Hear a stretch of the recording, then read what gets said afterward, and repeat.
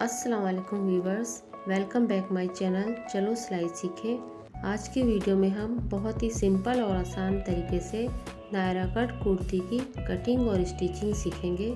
इसमें मैंने नायरा कट कुर्ती की फुल स्टिचिंग बताई है। आपको मेरी वीडियो पसंद आए तो लाइक और सब्सक्राइब करिएगा। चलिए वीडियो स्टार्ट करते हैं। ये 3 मीटर फैब्रिक मैंने मार्केट से लिया था। इसका प्रिंट कुछ अलग है। इस प्रिंट के अकॉर्डिंग हम अपनी कुर्ती की कटिंग करेंगे। इस प्रिंट में से हम कोटी निकालेंगे और नीचे के में से फ्रंट और बैक के लिए घेर निकालेंगे। इसके लिए हम पहले कपड़े को अलग कर देंगे।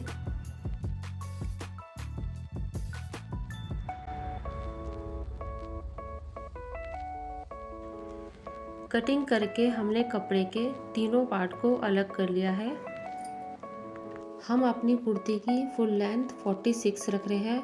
इसके लिए हमने 15 इंच की ऊपर कोटी रखी है और नीचे 31 हमें तैयार रखना है और 1.5 या 2 इंच का हम सिलाई का मार्जिन रखेंगे।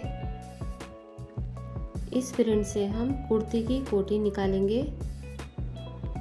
इसका प्रिंट वी शेप में आ रहा है। इस साइड से हम फ्रंट के लिए निकालेंगे और दूसरी साइड से बैक के लिए निकालेंगे। कुर्ती की कटिंग के लिए पहले हम कपड़े को 2 तह में बिछाएंगे। कपड़े को बिछाते टाइम हमें प्रिंट का ध्यान रखना है।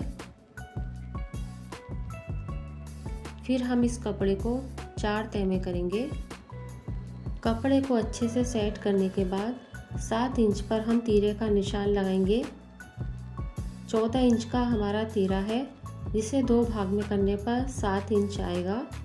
3 इंच पर हम गले का निशान लगा रहे हैं। ½ इंच हम शोल्डर को डाउन करेंगे। इसके लिए ½ इंच पर निशान लगाकर गले की साइड से हम ½ इंच तिरछी लाइन कर देंगे। इस तरह से ½ इंच का हमारा शोल्डर डाउन हो जाएगा। हमने शोल्डर 7 इंच के रखे हैं तो आर्म होल भी हमारे 7 इंच के होंगे। हम 7 इंच पर आर्म होल के लिए निशान लगाएंगे। 34 चेस्ट और 2 इंच की लूजिंग तो 36 होगा। 36 को 4 भाग में करेंगे तो 9 इंच आएगा। 2 इंच हमने बाहर कटिंग के लिए निशान लगाया है। कमर 30 है, 2 इंच की हमने लूजिंग ली है तो 32 होगा। 32 को 4 भाग में करेंगे तो 8 इंच आएगा। 8 इंच पर हमने कमर का निशान लगाया है और 2 इंच बाहर कटिंग के लिए निशान लगाया है। कपड़े की लंबाई 15.5 इंच है, जो सिलने के बाद 14.5 इंच पर आ जाएगी। फिर हम चेस्ट से कमर के निशानों को मिलाकर शेप देंगे। आर्म होल की शेप देने के लिए नीचे से 3 इंच पर हम निशान लगाएंगे। ½ इंच लाइन के बाहर की साइड और ½ इंच लाइन के अंदर, और इन दोनों निशानों को ऊपर एक ही पॉइंट पर मिला देंगे। नीचे से हमारा 1 इंच की दूरी रहेगी और ऊपर से हमारा एक ही पॉइंट पर मिला होगा। नीचे कॉर्नर पर से 1 इंच और 1.5 इंच पर हम निशान लगाएंगे। अंदर वाले निशान को 1 इंच वाले निशान पर मिलाते हुए शेप देंगे और नीचे से 1.5 इंच वाले निशान को बाहर वाले निशान पर मिलाते हुए हम शेप दे देंगे। फिर हम कोटी की कटिंग कर देंगे। बाहर वाला निशान कटिंग का है और अंदर वाला हमारा फिटिंग का सिलाई का निशान है। हम कटिंग वाले निशान पर कटिंग करेंगे। हम कोटी के बैक साइड प्लेट डालने के लिए कमर के निशान का सेंटर बनाएंगे और इस निशान पर 5 इंच की लंबाई लेंगे। लाइन के दोनों साइड ½ इंच पर निशान लगाना है। ये निशान हमारा 1 इंच पर आ जाएगा। फिर इन दोनों निशानों को ऊपर एक ही पॉइंट पर तिरछा मिला देंगे। इस तरह से हम कुर्ती के दोनों साइड प्लेटें डाल देंगे। हम कोटी में फिटिंग के दोनों साइड निशान लगा लेंगे। इससे हमें फिटिंग की सिलाई लगाने में आसानी रहेगी और फिटिंग भी अच्छी आएगी। कोटी के बैक पार्ट को हम अलग निकाल देंगे और फ्रंट पार्ट को अच्छे से सेट करते हुए आर्म होल में गहराई देंगे। कोटी की कटिंग करते टाइम साइड से जो कपड़ा निकला था उससे हम स्लीव्स की कटिंग करेंगे। ये हमने 2 तह में बिछाया है। फिर हम इसे 4 तह में करेंगे और स्लीव्स की कटिंग के लिए निशान लगाएंगे। हम स्लीव्स की चौड़ाई का निशान 8.5 इंच का लगा रहे हैं। यहाँ से भी हमें 8.5 इंच का रखना है। हमारी ऑलरेडी शेप कटी हुई है। यहाँ से हम 3 इंच की दूरी पर हम शेप देते हैं, लेकिन हमारी शेप बनी हुई है। नीचे से बॉटम हम 4.5 इंच की रख रहे हैं। फिर इन दोनों निशानों को मिलाते हुए हम शेप दे देंगे और ऊपर से हल्की सी गोलाई देते हुए हम आर्म होल की शेप देंगे। आधा इंच की दूरी लेते हुए हम फ्रंट के लिए शेप बनाएंगे।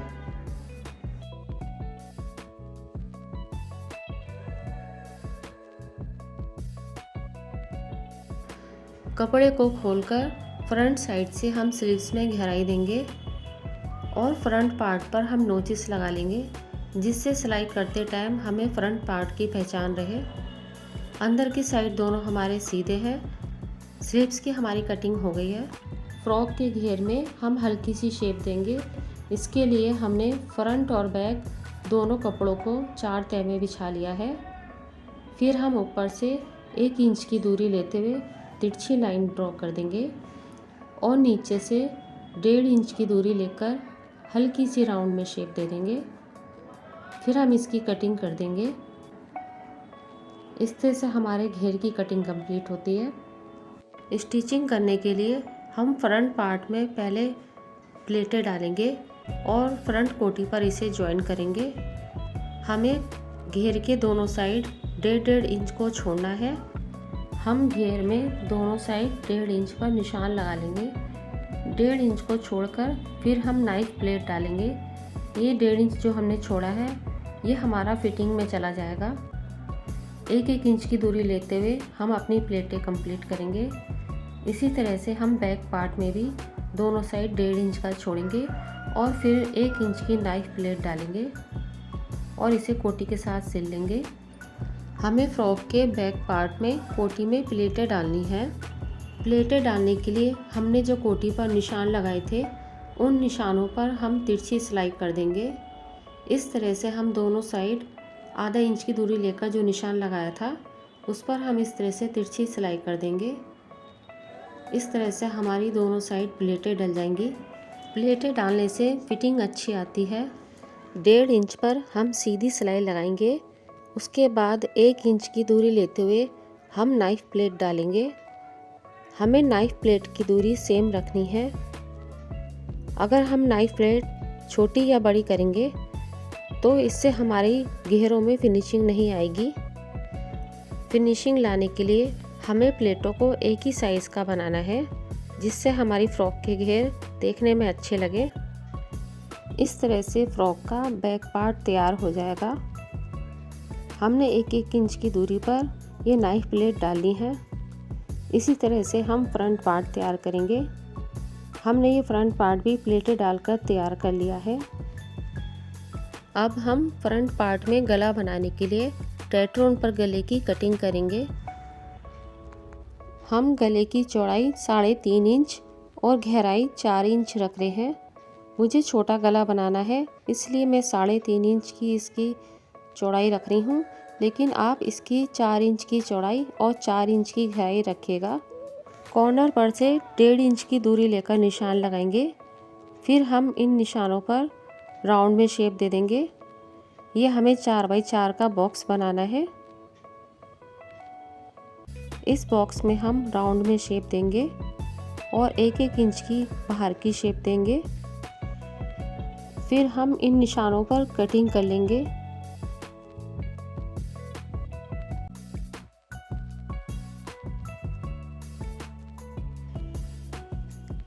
इसी तरह से हम बैक के गले की कटिंग करेंगे। ऊपर से हम चौड़ाई 4 इंच रखेंगे और गहराई 3 या 3.5 इंच आप अपनी चॉइस से रख सकते हैं। फिर इसमें राउंड में शेप देकर हम बैक का गला बना लेंगे। फिर बैक के गले के लिए कटिंग कर लेंगे। हम अपनी कुर्ती पर बोट नेक बना रहे हैं। इसके लिए 4 बाई 4 का गला बनता है। ऊपर से 4 इंच की चौड़ाई और 4 इंच की गहराई लेकर गला बनाया जाता है। इसी तरह से बैक पर से भी 4 इंच की चौड़ाई और गहराई हम अपनी चॉइस से 3.5 इंच या 4 इंच रख सकते हैं। फिर हम इस टेट्रोन को कपड़े पर सेट करेंगे। आधा इंच की दूरी लेते हुए हम एक्स्ट्रा कपड़ा कटिंग करेंगे। फिर हमने आधा इंच कपड़ा जो एक्स्ट्रा रखा था उसे टेट्रोन पर कवर करते हुए हम सिलाई लगाएंगे।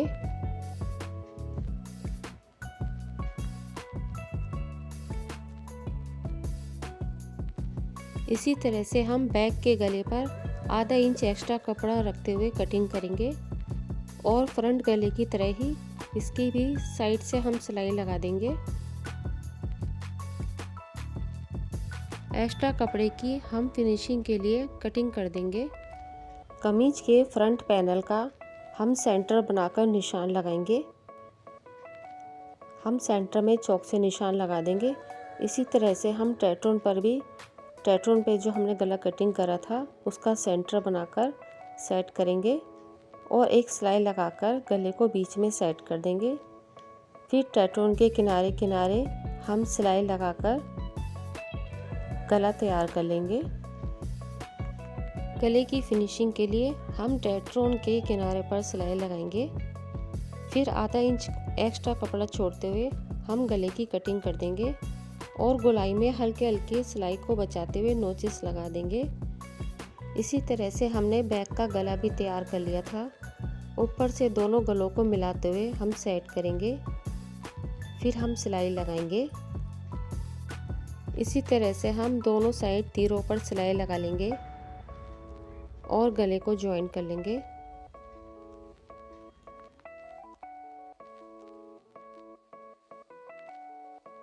अंदर की साइड हमारा उल्टा कपड़ा है, बाहर सीधा कपड़ा है। फिर हम टेट्रोन वाले हिस्से को उल्टे कपड़े की साइड पलट देंगे।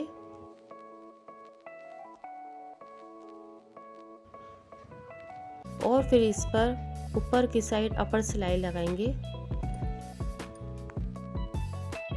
हम फ्रंट और बैक दोनों गलों पर एक साथ अपर सिलाई लगाएंगे। इस तरह से सिलाई लगाने पर फिनिशिंग आती है।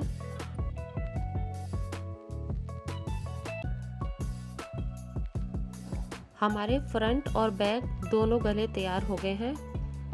अंदर की साइड हम तुरपाई कर लेंगे। बैक साइड से हमारा गला इस तरह से रहेगा। जो एक्स्ट्रा धागे हैं उनकी हम कटिंग कर देंगे।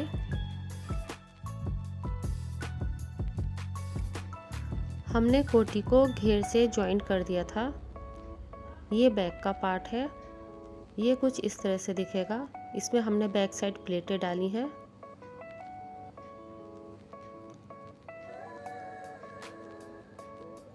और ये फ्रंट का पार्ट है। फिर हम कपड़े को उल्टा कर फिटिंग की सिलाई लगाएंगे।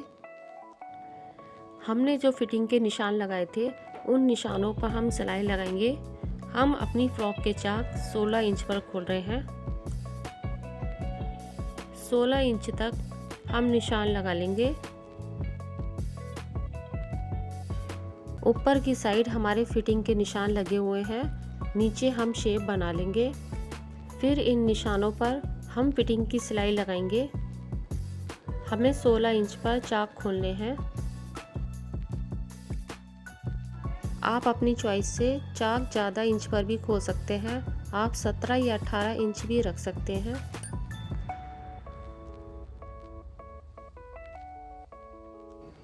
एक साइड से हमने फिटिंग की सिलाई लगा ली है। इसी तरह से हम दूसरी साइड भी फिटिंग की सिलाई लगा लेंगे। फिटिंग की सिलाई लगाने के बाद हम फ्रॉक के चाक को मोड़ेंगे। इस तरह से चाक को मोड़ते हुए हम चाक पर सिलाई लगाएंगे। हम तकरीबन 1 इंच के करीब कपड़ा चाक मोड़ने में कवर कर रहे हैं। एक साइड के चाक कंप्लीट करने के बाद हम मशीन को रोकेंगे। सुई को नीचे रखते हुए हम कपड़े को घुमाएंगे। फिर बैक साइड मशीन को लाकर सिलाई कंप्लीट करेंगे।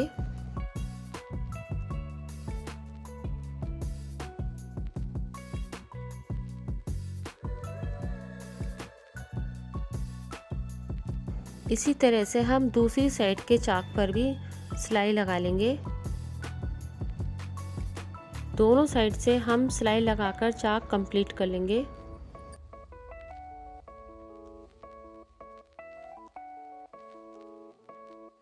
हमने दोनों साइड के चाक पर सिलाई लगा ली है। अब हम नीचे की साइड से भी इसी तरह से 2 फोल्ड करते हुए मोड़ेंगे और फिर सिलाई लगा लेंगे। फ्रंट और बैक दोनों साइड हमें इसी तरह से सिलना है। हम बैक पर भी इसी तरह से सिलाई लगा लेंगे। अब हम स्लीव्स तैयार करेंगे। कपड़ा कम होने की वजह से हमारे स्लीव्स की लेंथ कम थी। हम बचे हुए कपड़े से डिजाइनिंग कर स्लीव्स की लेंथ बढ़ाएंगे। ये हमारा साइड में से बचा हुआ पीस है, इसे हम बीच में से सिलाई लगाएंगे। तकरीबन 3 इंच की हम यहाँ सिलाई लगाएंगे। 3 इंच पर हमने सिलाई लगा ली है। कपड़े को खोलकर कपड़े को फोल्ड करते हुए हम इसमें सिलाई लगाएंगे।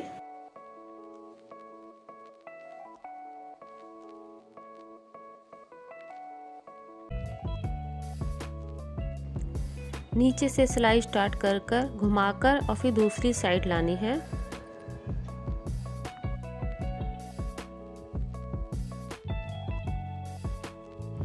फिर हम इसे स्लीव्स के साथ जॉइन करेंगे। अंदर की साइड हमने दोनों सीधे कपड़े रखे हैं और बाहर उल्टा रखा है। सिलाई कंप्लीट करने के बाद ऊपर से हम अपर सिलाई लगा देंगे। फिर हम स्लीव्स में साइड में फिटिंग की सिलाई लगा देंगे।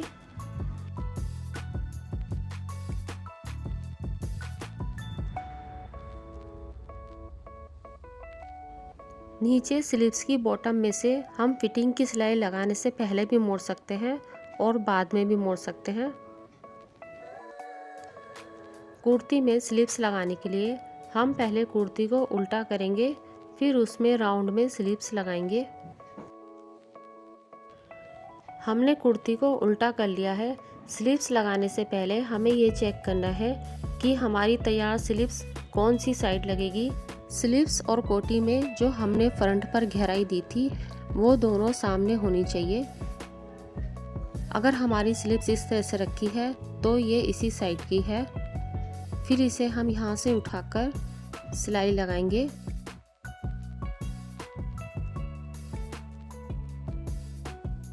कपड़े को एकसार करते हुए हम राउंड में पूरी स्लीव्स ज्वाइन कर लेंगे।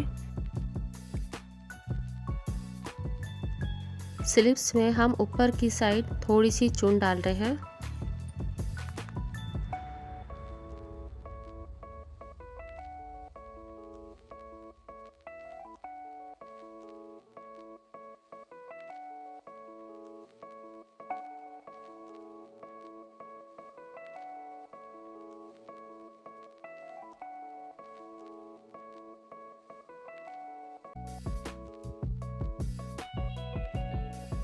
सिलाई कंप्लीट करने के बाद नीचे से स्लीव्स और कोटी की जो मार्जिन का कपड़ा था उसे हम कोन की तरह फोल्ड कर देंगे।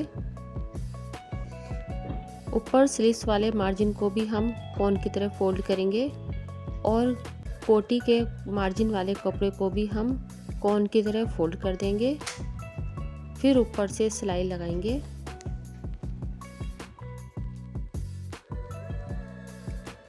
इस तरह से हमारी नायरा कट फ्रॉक की सुंदर सी स्लीव्स तैयार हो जाती है। आपको ये स्लीव्स कैसी लगी कमेंट्स में बताइएगा। इसी तरह से मैंने ये दूसरी स्लीव्स तैयार कर ली थी। ये फ्रंट पे से ओपन है।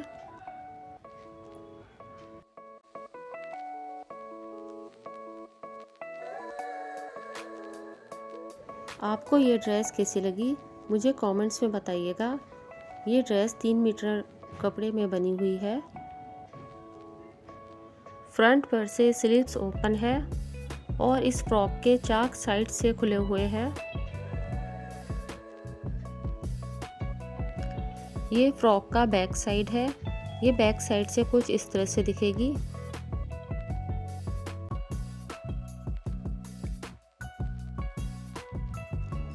ये फ्रॉक का फ्रंट साइड है। आपने मेरी वीडियो यहाँ तक देखी है तो आपको ज़रूर पसंद आई होगी। पसंद आए तो लाइक और सब्सक्राइब करिएगा।